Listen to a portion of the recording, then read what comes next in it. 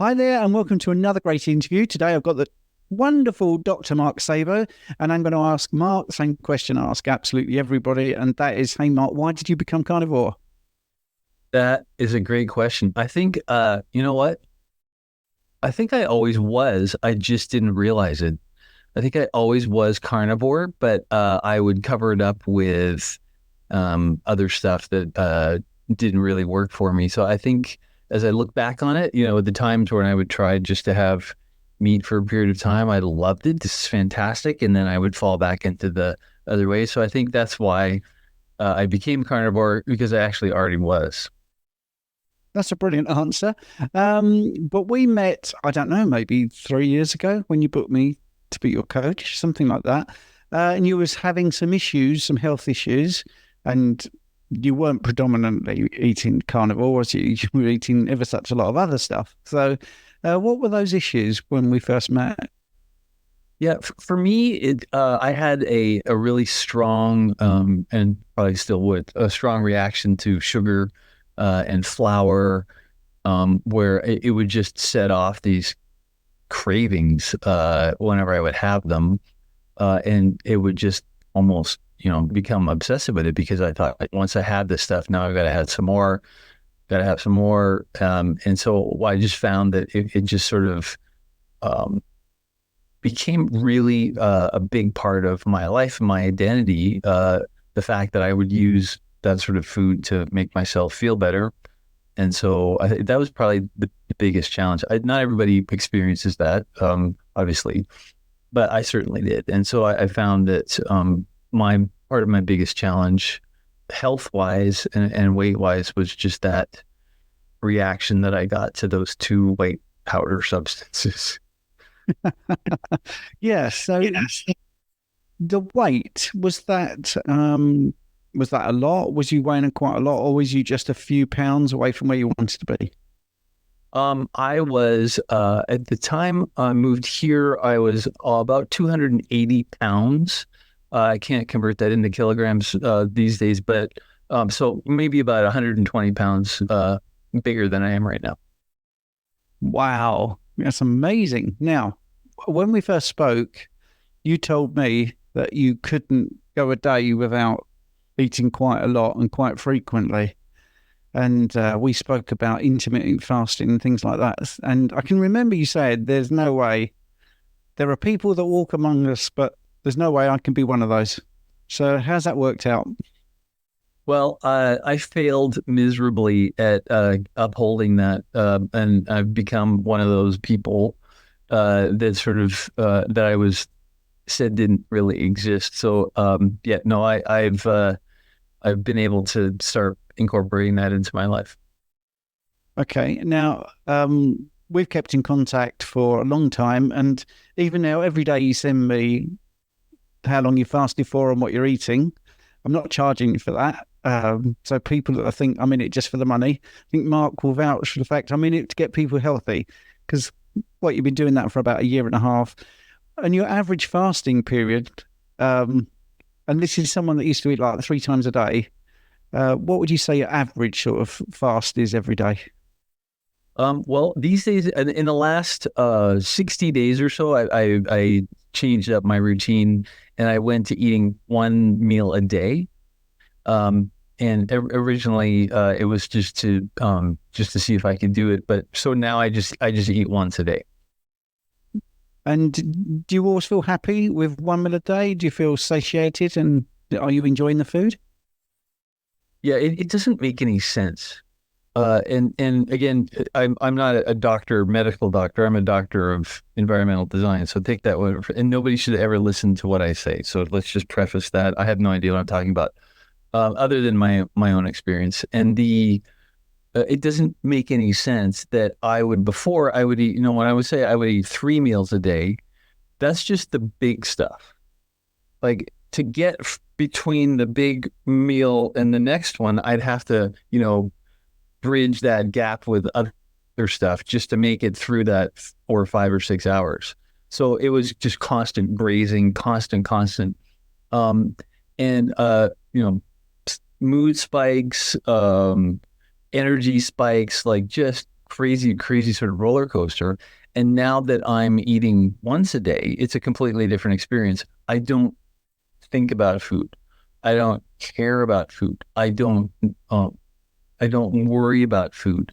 I know that I've got, as you like to say, Stephen, I've got a month's worth of lunch strapped to my belly here. So I don't need to worry about that. So it almost takes the sort of not control. Yeah, I guess control of that food had over my life before, and it's gone. Right. So now I can worry about other stuff that I have to worry about. But yeah, the energy is even, moods are even, and just the sort of mental clarity helps a lot too. It's interesting when people want to bring up mental clarity. We always sort of think, what's the word we should use? Which I always think is ironic. But anyway, I mean, you are such a different person because, honestly, when I met you, you really didn't believe that you would be this person that you are now. So what do you think you would say to somebody who was looking for advice and was in your position, say 4 years ago, where they're just grazing all the time, they're eating sugary, floury things and setting themselves off on cravings? Would you have any advice for them? Yeah, I think so. Because and again, it's hard knocks of well over 50 years trying to figure this all out. So what I finally sort of landed on are a couple of things that might be relevant. The main thing is for me, again, this is my experience, is I had to not be in control of food. That was number one, because all evidence would indicate that when I decide what I want to have, when I want to have it, well, I can tell you exactly how that works out 120 pounds later. So I just don't have that capability. I'm good at a lot of things. Being in charge of my own food happens to not be one of those things. And so, the number one thing I would recommend is to find someone who is trustworthy, who knows what they're talking about, and who's able to help you sort of be in charge of the food for you or together with you. But you can't do that, again, me, on your own. So, I mean, Stephen, all credit to you for your ability to do that, because that enabled me to lean on your understanding, lean on your experience, lean on your training, and lean on your ongoing support to be able to say, you know what, I can't do it, but maybe Stephen and I can figure this out together. So I think that was probably the biggest thing for me.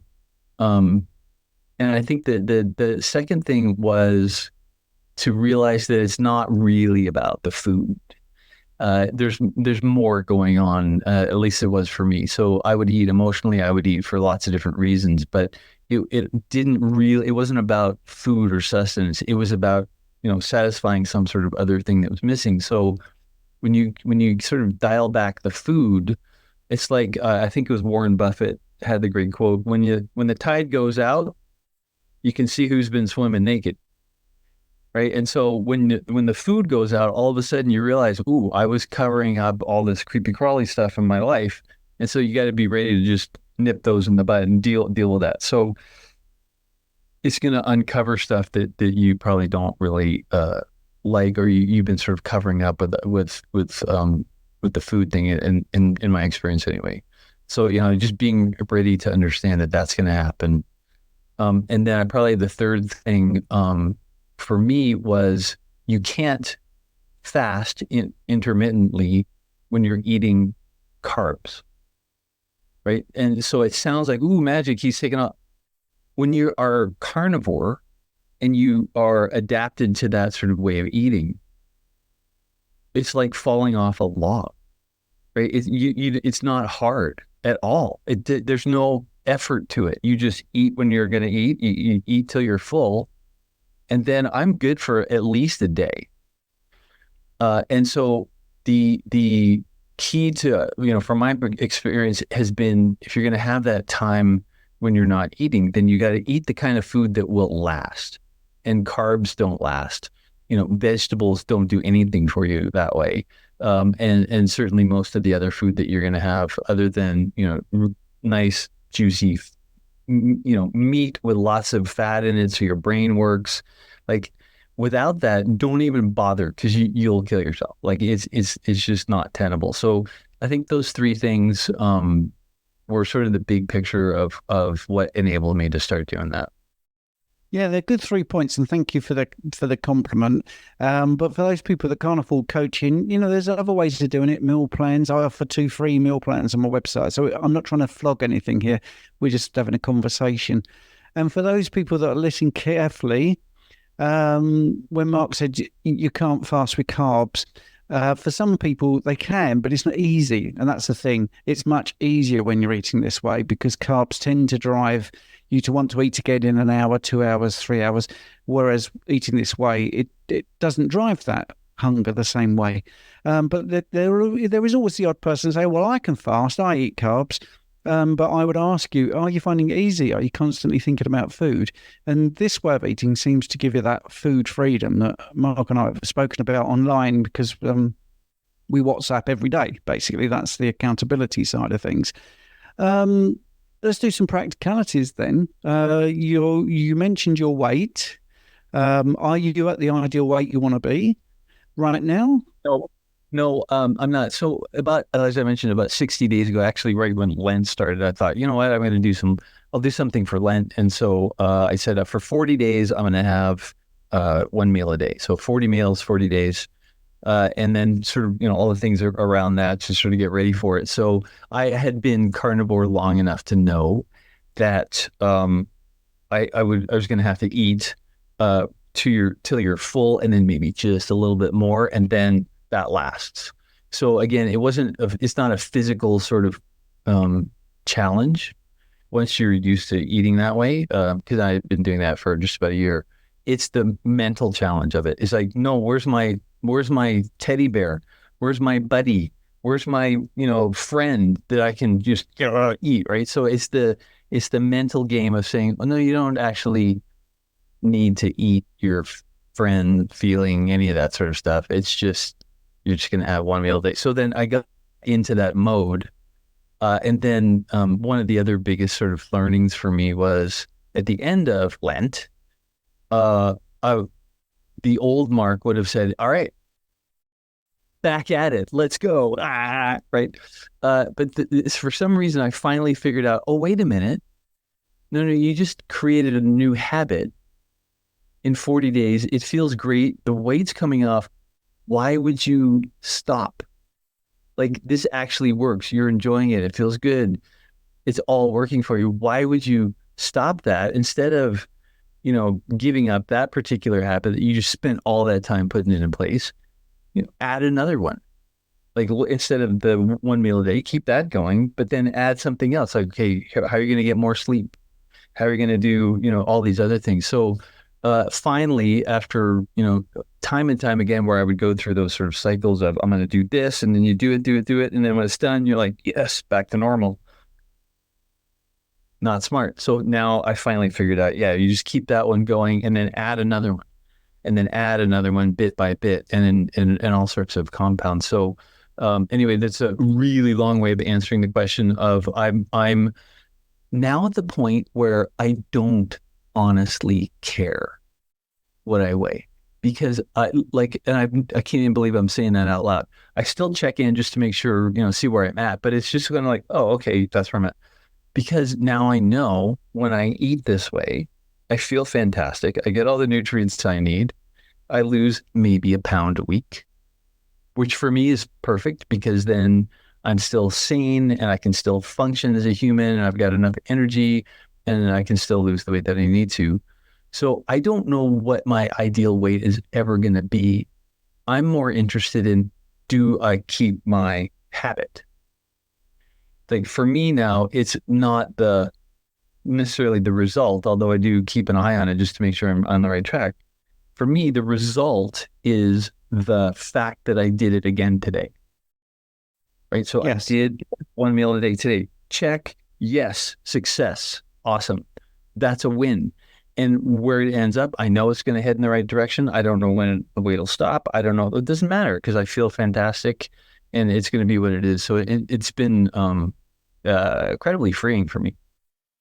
Yeah, and I think it comes across in your sort of daily missive on WhatsApp, because sometimes you have a 27-hour gap between eating. Sometimes it's 22, sometimes it's 15, sometimes it's bang on 24 hours. And I like the fact that you're just going with your intuition, your hunger, your satiety signals.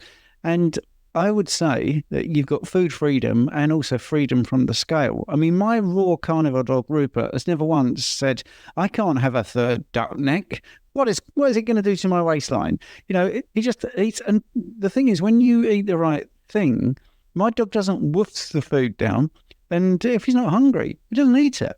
And people say, this isn't a normal dog. I said, actually, this is a normal dog. And people that are feeding their dog rubbish are not seeing what a dog is actually like. They will eat when they're hungry. And that's why he's lean and fit and never goes to the vet, 4 years, never ill. It's just incredible. Anyway, enough about my dog. But do you still find the food interesting? Are you finding that it's sustainable and keeping you happy? Yes, very much so.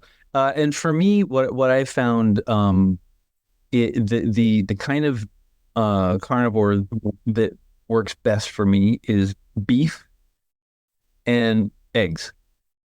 So I'll have a plate, and I hamburger's fine with me. I don't eat steak. Can't really afford steak every day anyway. But a plate full of hamburger, it done up in whatever various ways, and then a couple of eggs, and that combination not only gives you pretty much the full spectrum of all the nutrients that humans are ever going to need, it's bioavailable, so you digest it really easily. There's no wind, there's no nothing, just perfect. To me, that lasts for as long. I've tried, like, okay, I'm going to have a bunch of chicken wings, or I'll have pork, or I'll have something fish. None of that lasts. Like, I can have the same amount of chicken wings, and by the end of the day, I'm like, oh my gosh, I'm starving here. Like, this is not good. Beef does, for whatever reason, just really, really works for me. Everybody's going to be a little bit different, but once you find that, then when it comes time to eat, all I can think about is how awesome it's going to be to have hamburger and eggs, just like I had yesterday, just like I've had the last 60 days. I don't care. It's awesome. It's fantastic. And I think there's two reasons for that. One is, it's like the saying goes, hunger is the best sauce, right? So if you're hungry, it doesn't matter what you're going to eat. But also it's very satiating food. And I just know that it's gonna work for me. So you don't lose that pleasure of eating, but you also don't need the novelty, always new, crazy new stuff. It's just satisfying and just really great. Yeah. What I really enjoy about talking to you is you're always very careful that it's your experience. You say you're not a medical doctor and all this, but this is all about one-to-one experiences, and there will be people that you just say something and it chimes with them. It will just chime, and the people that need to hear this will be receptive. And one of the things I've definitely learned in the last 5 years is, if you want to eat this way, you've got to be ready and you've got to be open-minded and prepared to experiment, because people come with preconceived ideas and they think, well, chicken's an animal, that's going to fill me up. And I will be honest with you, when I did my 30-day challenge on my 55th birthday, I thought, yeah, I'll be all right if I eat a big variety. But the more I speak to people, it does seem that beef and eggs is a big part of a lot of people's success. But that doesn't mean you can't have variety. It's about what works for you. And I agree with you. I mean, nothing beats something like a ribeye. I'm the same as you. I can't afford steak every day. So I'll have ground beef, I'll have butter. I want to talk about some practicalities as well, because how have you found your family and friends receiving the way you eat? Has it been an issue or nothing at all, or what? It varies. It depends on who you talk to, and it brings up another challenge with this sort of the challenge with this kind of challenge is that food is not just for us. Food is an inherently social thing, and so when you sort of break up social norms, some people get twisted about it, And you just kind of let them. It's when they do that, it's more about them. It's not really about you. So you just sort of let them have their concerns. But so the social aspect of sitting down together, having a meal, and talk. It's like, well, I mean, I'll have something to drink, or I'll have I have heavy cream with decaf coffee, to keep me. So I'll sit there. I'll have something, so you're not like completely just staring at people and being socially awkward. But there are people that don't get it, and they get angry. Some folks have been taught, and I use that word advisedly, that meat is bad for the environment, which is ridiculous. I live in a place that's the ranch where we get our beef is maybe 20 miles down the road, and it's just a bunch of cows standing in big fields of grass. So I'm sorry, but I refuse to believe that you clear cutting land for your whatever products and killing all the animals that live on that thing, and then so you can make your whatever it is.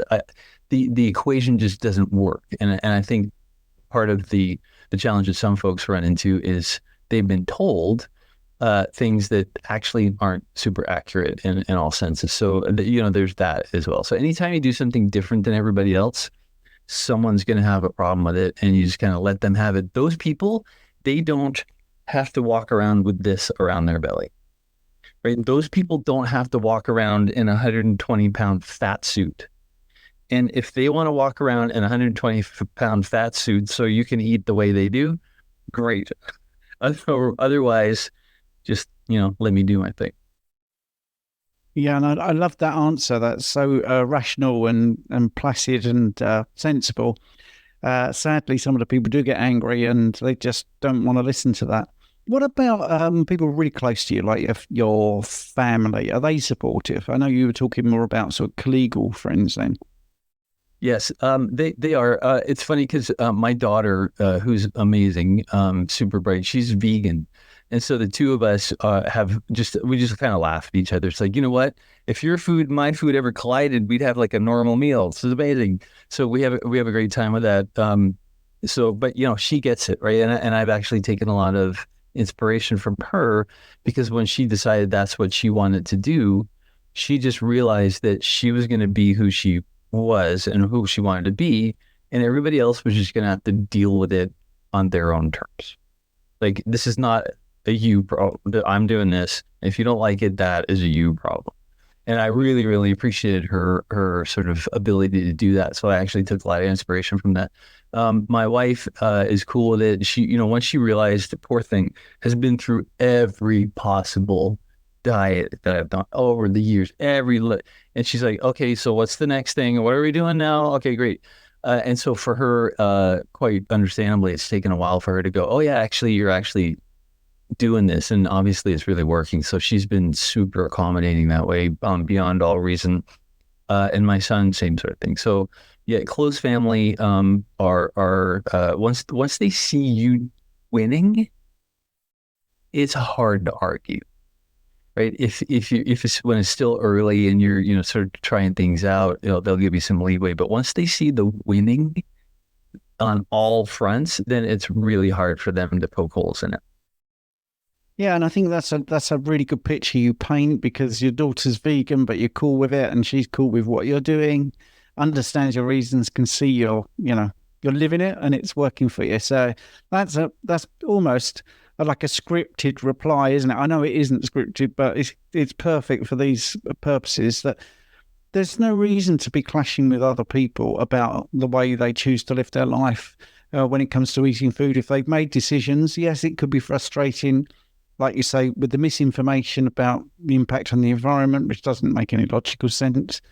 There's death involved in every food. If you're a vegan, you're eating plants that have been flown around the world, you've been pesticides. But in the end, people make their decisions based on what they glean from the news and from reading, those sort of things. Right, I'm going to ask you a grisly question, because you said, you don't have any gas and your digestion is great. Many people think the carnivore diet is terrible because you'll be on the toilet all the time or never. I mean, what are your toilet habits like? Neither, never, nor always. But certainly less. And it's because so I've read and I do believe that it's bioavailable food. Like it's your body says, yep, all of that's good. Not that, but all of this is really good. We can use all of this. This is great.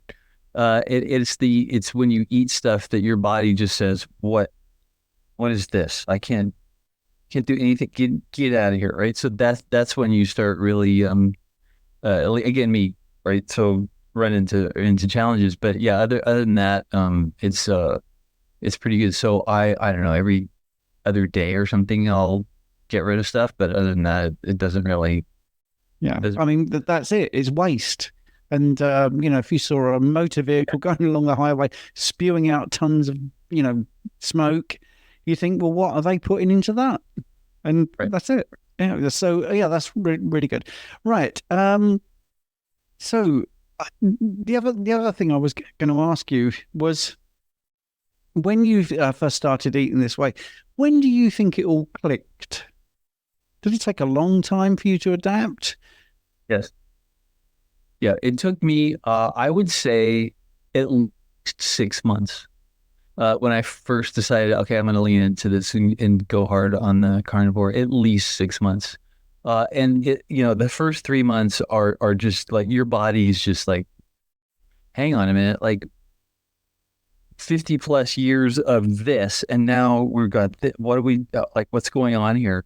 And then again, I just going off of what I read and other people's experience, it's your body has to change how it metabolizes. So you go from the usual sort of diet into now your body said, okay, so we're doing fat. Like, so fat is our energy. Okay, so how do I, glycolyze fat, all that sort of stuff that happens. But once you get through that transition period, then it's a mental game, like completely mental game, because now all of a sudden your taste buds and all the emotions and all the, the sort of pre-rational sort of stuff that goes on around food, it is got to be retrained as well as your body did.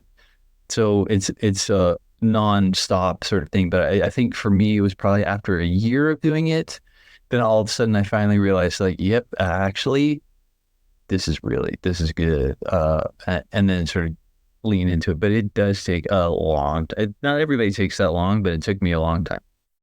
Yeah. And I wanted to add that because so many people that book me for coaching think it's going to be a magic wand. 4 weeks later, it's all going to be hunky-dory. And for some people it is, some people it isn't. Final question. You lost 120 pounds, so I'm assuming you must have done tons of or insane amounts of cardio to do that. Yeah, not one bit at all. None of that was due to exercise. Like I do exercise to feel good, and I do exercise to get stronger and just look better. But you can't. Well, I shouldn't say that. I can't, and I couldn't possibly exercise enough to get rid of the garbage I was putting in my body. Right. So let's say you're lucky enough and you get to work super hard for an hour and a half, and you burn 500 calories, a couple of pieces of bread, and you're right back at square one again. So the idea that you can exercise your way to weight loss is physically almost impossible if it's not coupled or driven largely by how you change your diet. Yeah, absolutely. So I think it's been a great relationship, and I'm so pleased that you agreed to do a sort of comeback video just to give us an update. If people want to see Mark's original video, I'll put a link in the description.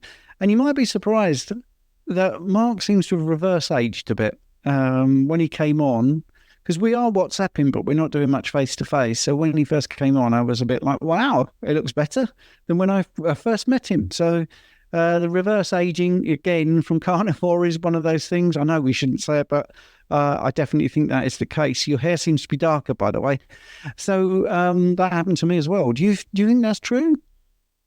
I don't think I don't know if it's darker. I don't do anything to it. I barely even comb the stuff, but I do find that it's thick, and like I figured, you know what? I'm turning 60 pretty soon. If I can grow hair, I'm gonna bloody grow some hair. So that's kind of it's not. Yeah, no, it's it's come in quite a bit more than I thought it would be. So. Well, there's 120 years then on the screen right now. So I'm really pleased that you said yes to this. Thanks for that, Mark. And it's been an absolute pleasure. Thank you, sir. Appreciate you.